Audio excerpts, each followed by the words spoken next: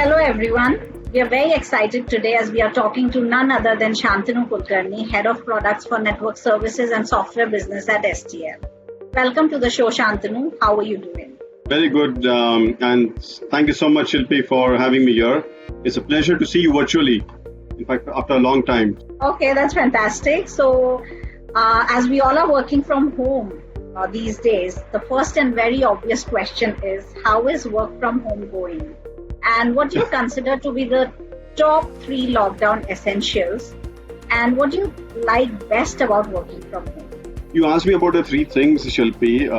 The 3 things I would say is, for me, your groceries having, a normal supply. You don't need to stock because there are shops open for that limited duration. As long as you have a smooth supply coming in, you are taken care of. The dairy, of course, you need the dairy. And third, I think that uninterrupted 24/7 internet is very, very essential. Very essential.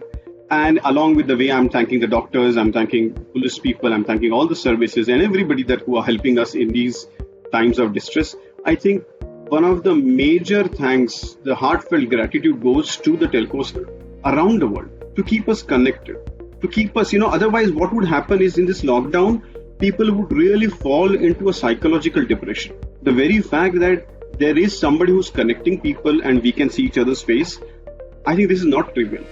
And this is only because of the telco, because of the technology that is underlying. Yeah. Okay, so picking up from the point on the role of telcos you just made is my next question. Telcos are unsung heroes keeping the world connected in today's world crisis. What is the current role that they are playing in providing uninterrupted internet? I could speak for next 40 to 50 minutes based on my conversation with our customers, what they are doing. And I could say they are carrying out a humongous work behind their backs. They are really, as you use a very correct phrase, they are the unsung heroes. How are they helping us in this given situation? I would say it could be on 2 levels. One is about the people. It's always about people to start with. Like any other company, like our company also, their company also is dependent on people. Unfortunately, everything is not yet digital that you don't need people. They also have a restriction whether people can go out or not. But even in these times, they have made sure that people are distributed across. They are working even virtually. They have set up contingency pandemic units, trying to see if there is any red spot, how to take care of it. So they are on the people level, the way they are working and through the processes, very, very organized. The second is about the underlying infrastructure. Now, thanks to companies like us, Sterlite, who are ensuring that there is a fiber connectivity. Because without fiber, this would have been a nightmare. But because of the fiber connectivity and let's say FTTH, a lot of homes are actually connected. And this is really being helpful. And now we realize the value, what it means to have that FTTH or FTTX, whatever you want to call it. And this is really bringing the whole shift. And this is the test of the times that is going on for the fiber optics network. So all these things combined, the telcos are really helping us out of this situation. Okay, so we are seeing an evolving competitive landscape and new technologies is disrupting communication service providers' business and operating models. What are your views on this? It's like saying for a warrior, sword is too heavy to carry. Now I'll tell you why I use this analogy. A technology cannot be a disruptor for telcos. It is not something that is going to disrupt the way they are working. Technology is supposed to be and is an enabler, and this is how it should be seen. But I'm not surprised that you are asking me this question because in some of my recent conversation, I kind of heard from some of the customer folks as well that, new technologies assisting the OTTs and new players, but for telcos, this is becoming a problem. Why the problem is? Because today, a lot of telcos are heavily invested into the legacy applications, and that makes them a bit slower to go and adapt new changes. Of course, there are ways, and this is what we are working with our customers, how to overcome that. Technology has to be looked from a very different angle. And I would make a bold statement here, Shilpi, that the era of disruption is getting over. Nobody is going to disrupt any other. Really, it's going to be a time of collaboration.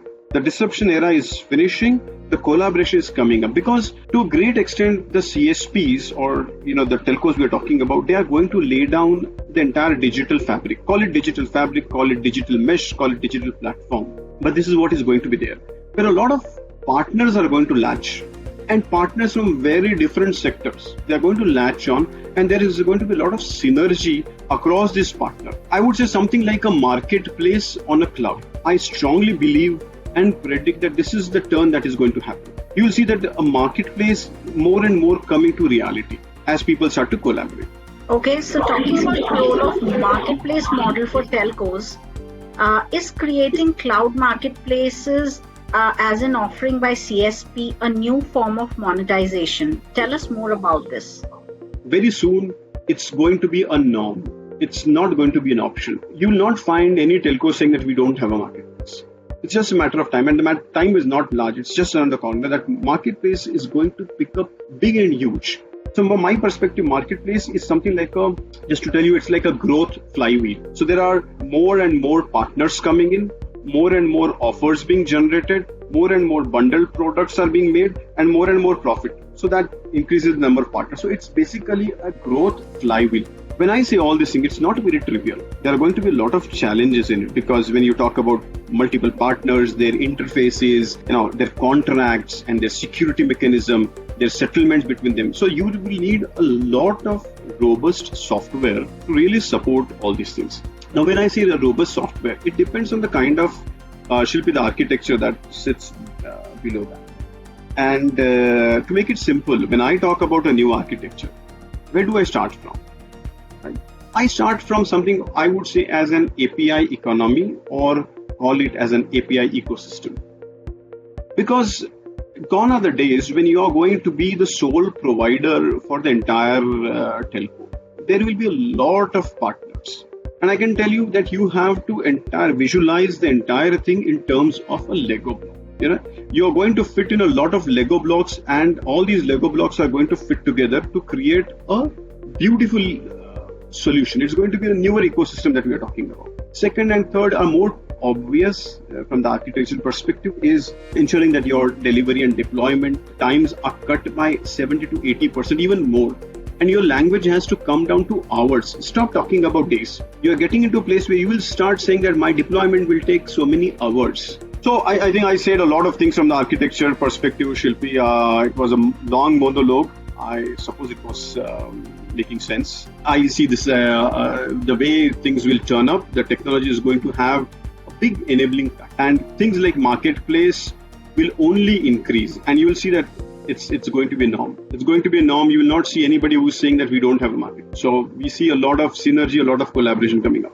Yeah. Okay, so you just made a point on the importance of marketplace model. How is STL helping telcos in embracing the marketplace model?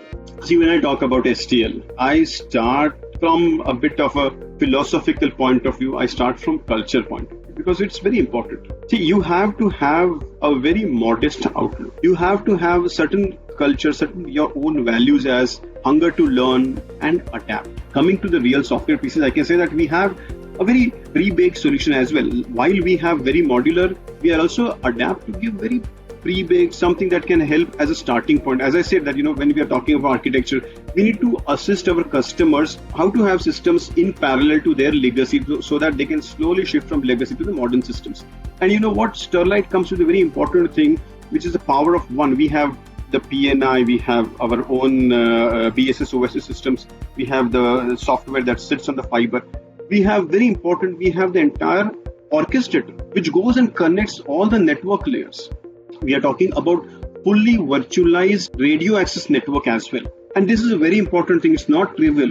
I will tell you, not many vendors in the world today are ready to give fully virtualized vRAN, which Sterlite is already equipped. We have even given demos, and I can tell you the kind of market demos that we gave for marketplace. We got a very, very, very positive response. It just tells us that our entire thinking is in the right direction. We are thinking in the correct way where the telcos are looking, what is the technology usage and all those things. So they are falling in line. So that's how we actually visualize the kind of stack that STL gives to its customer. But coming back, we are still rooted in our modesty. We are still open to get connected to the overall ecosystem and ready to configure, customize, so that it really sets into the architecture of the customer. It could be hypervisor, it could be bare metal, it could be public, private cloud, whatever we are talking about.